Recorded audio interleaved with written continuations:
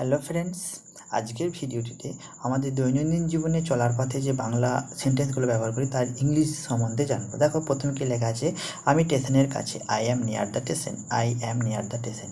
চলো বাস থেকে নেমে যাই, let's get off the bus, let's get off the bus. দরজা বন্ধ করো, please close the door, please close the door.